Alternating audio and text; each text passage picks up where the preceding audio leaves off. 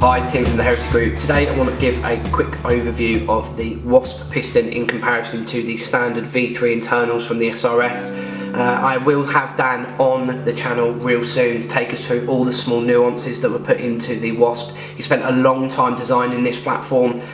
There's a lot of very small, minute changes that really do affect the performance. One of the key things is that you can change the weight of the piston. I've got the heavy weight in there at the moment, we've got the medium weight, and then obviously we've got the low weight, which is this polymer shell. You simply unscrew the top and the base and screw it into the new central piece. Now, there is a lot more detail as to how adjusting the weight affects the performance, and I will go into that with Dan.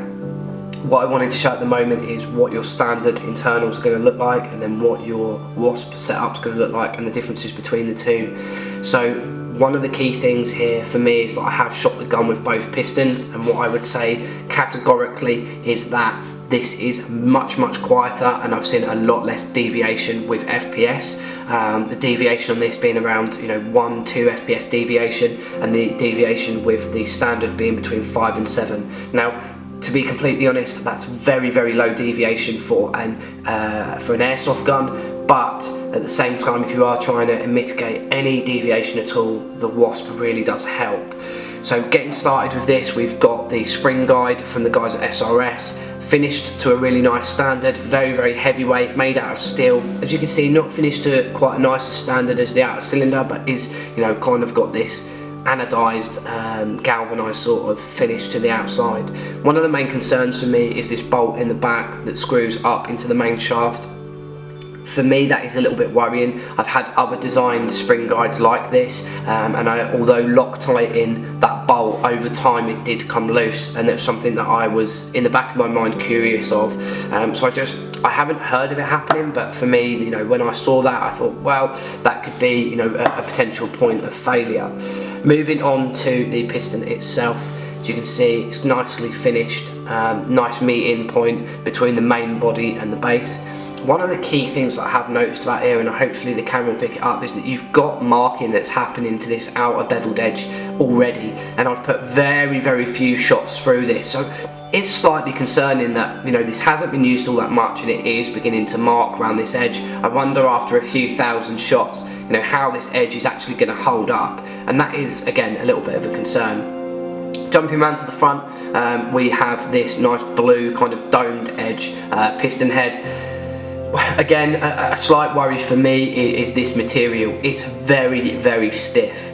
It's not particularly cold in the office, but I expect the gun to be able to work flawlessly in a lot more colder conditions than I'm in at the moment, and this is really stiff, and I'd be worried on a -2, -3 night that this is not going to have the flexibility to create a really good air seal.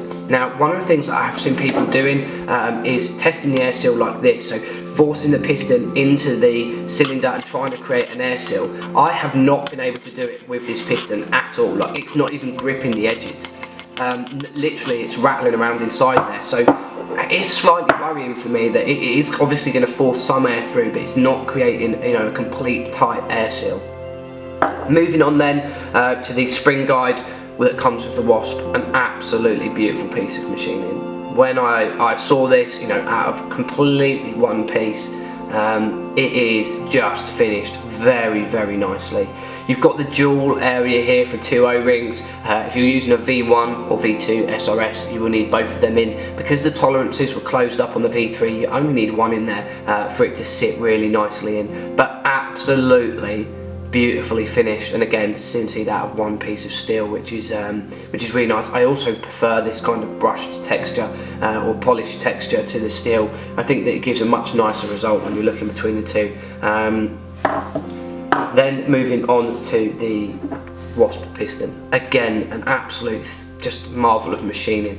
Really is finished beautifully well. Now, I've put hundreds of shots through this edge, and as you can see, there is absolutely not a mark on this at all, other than a few grubby fingerprints. But the main part of this obviously is this body, and the fact that you can change the weight of the overall piston, and that does have a big effect on the performance, but I will cover that when I do my update video with Dan and talk specifically about the upgrades that he recommends for the SRS and this piston itself. One of the nice things about the top of this is this cup. It is very, very soft in comparison. Now, I would much rather have this flexibility at this temperature and it stiffen up to this degree at really, really cold than have it being this stiff at this temperature. I am concerned about how well that would work in very, very cold temperatures. Moving into the winter in the UK, I've used my sniper rifle in lots of freezing temperatures before, and I know that this one will be no exception.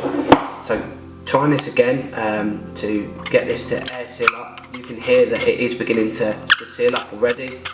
And if I try and get this nice and straight, you can hear that air seal beginning to happen. And there you go. So I've got it sealed. So that's all of the weight on the end. And it's even springing back where it's compressing the air in the cylinder. And if I take my thumb off, that will completely close. So that's creating an incredible air seal inside of the cylinder itself.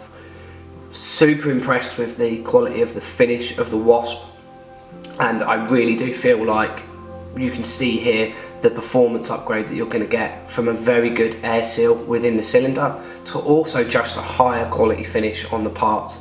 It is a recommended upgrade for me. Just hearing the difference between the two cylinders, and I will cover this off in the review, the WASP is very, very quiet in comparison, but also you get a lot less deviation on FPS.